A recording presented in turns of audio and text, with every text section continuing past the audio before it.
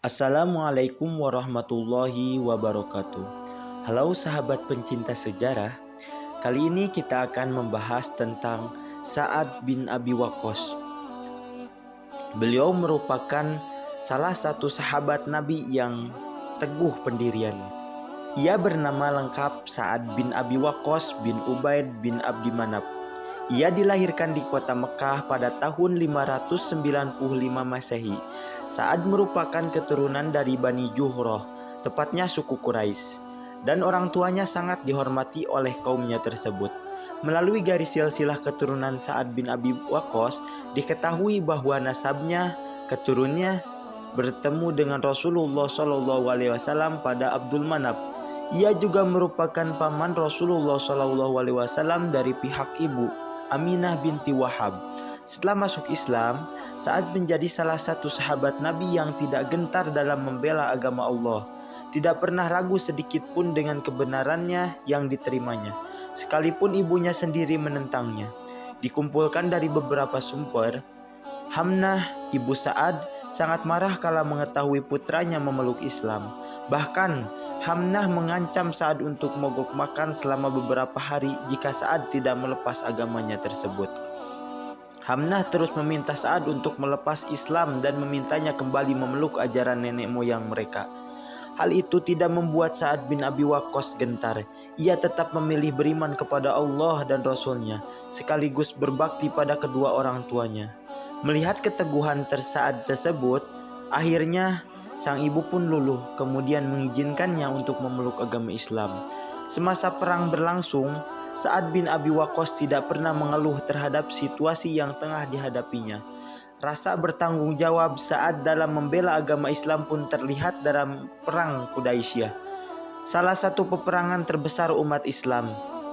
Saat itu, Sa'ad dipercaya oleh Umar bin Khattab untuk memimpin pasukan Muslim dalam penaklukan Perang Qudaisyah di Persia.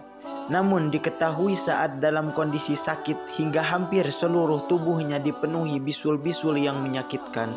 Rasa sakit yang dideritanya tidak cukup kuat untuk mengalahkan ambisinya dalam membela agama Islam. Meskipun banyak menelan korban jiwa dalam perang tersebut, namun pasukan yang dipimpin oleh Sa'ad berhasil meraih kemenangan. Tentu saja hal ini membuat Sa'ad bin Abi Waqqas menjadi salah satu sahabat yang dicintai Rasul. Bukti besar kecintaan Rasulullah kepada Sa'ad bin Abi Waqqas adalah sebagai berikut. Sa'ad dikenal sebagai orang yang ahli memanah dan orang yang selalu dikabulkan doanya. Hal terjadi karena doa dari Rasulullah SAW kepada. Dikisahkan dalam sebuah buku yang ditulis oleh Aryani Syurfah, salah seorang sahabat perempuan Rasul, Ummu Aiman, tengah memberi minum kepada para pasukan yang terluka saat perang.